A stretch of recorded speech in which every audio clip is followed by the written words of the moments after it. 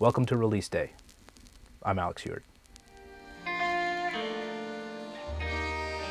It takes an energy, devotion, and passion to do what you truly love your entire life.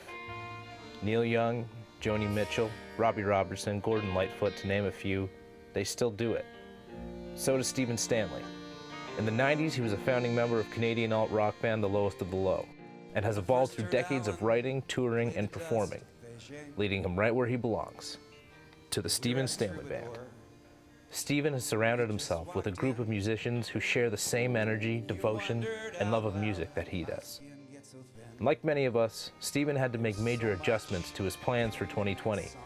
That included postponing the production of his latest studio album. But like many musicians, he's adapted to the times, bringing music to our lives we might not otherwise have heard. Like the charm and character that is his live album recorded in Germany back in 2018. The Stephen Stanley Band, Live Static Roots. Don't cry for me and don't cry for my friends and let the last person... I wish there was actually some overriding master plan to record the show, but there really wasn't. We really lucked out because the festival is incredible. It's got this sort of built-in audience that travels from all over Europe to come to it. It's real sort of the Americana music scene in Europe is as powerful as it is in the States. And people move like, nomads across the country to go to the various spots where the festivals are happening.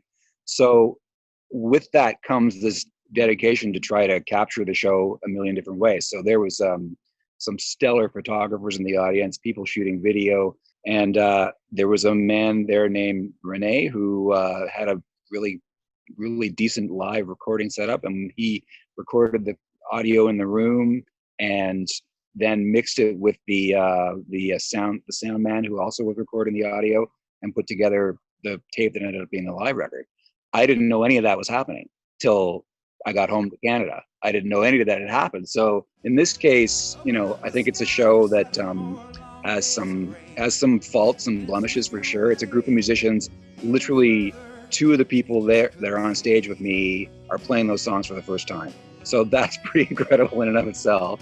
But the vibe there was so amazing that I knew I was going to put it out some way. I thought I'd just put it on my website. But then when this came along and I had a little more time to sort of listen to it and think, I sort of thought, why don't I get it mastered and put it out? I like the idea that it'll be something people find if they go to Spotify or Apple Music and look through our catalog. It's not getting a sort of a first run promotion like an album normally would, but it's something that'll be there. And I'm sure you've had that experience. Like you go check out a band, and it's like, oh, they did 3 live albums too that I'd never heard of, and now you've got something else you can sort of dig into and hear different versions of the song. So I like it for that reason. And the beauty thing about hearing the band live and then finding live versions is that you really, if you're going to find them afterwards, it's because the live show resonated with you, and now you actually have recordings you can go listen to. You don't have to worry about listening to clips you took on your phone or videos or anything of that nature, or hoping that maybe it was recorded and hearing it later. You can come right back to finding it online. So I think that's a great way of approaching releasing a live record. Can you describe what release day feels like?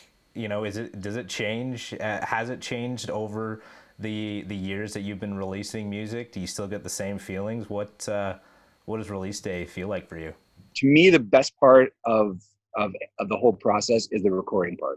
Making a record, you just feel that sort of happy tension build up in your gut that soon people are going to get to hear this. And it's usually just your friend. It's usually just your friends and people that are close to you. That's the emotion you can control, like how they're going to perceive it, how they're going to react to it. So when we put out Jimmy and the Moon, I actually had a party here for like probably 45 people. I invited over to hear it in my house for the first time, and that was so cool. So you're kind of like, you're pretty laid bare. People that have made the record have heard it, and that's it. So now 45 of your friends are hearing it at the same time, and that could bomb terribly, but it didn't. So yeah. Well, that's why you invite the friends. That way, hopefully it'll, doesn't have that opportunity. So I know that there was, this album you kind of just, I feel like because of the pandemic, you were sort of like, hey, let's kick it into gear and start releasing this one. But did you have to think about this one differently than with Jimmy and the Moon when it came to, you know, preparing marketing materials or materials for promotion before and after? This one is completely homegrown. Basically, I'm lucky because I'm also a graphic designer. So everything that's happened on this record was either me or I have two daughters that are quite skilled artists as well. So one of my daughters did the single art for Under the Minor Bird.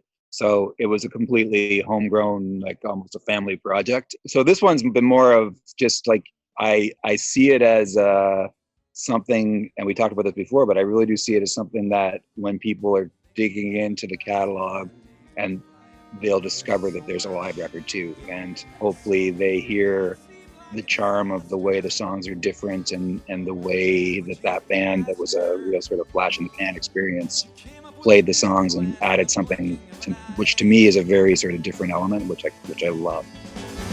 The job as a stock boy in a sporting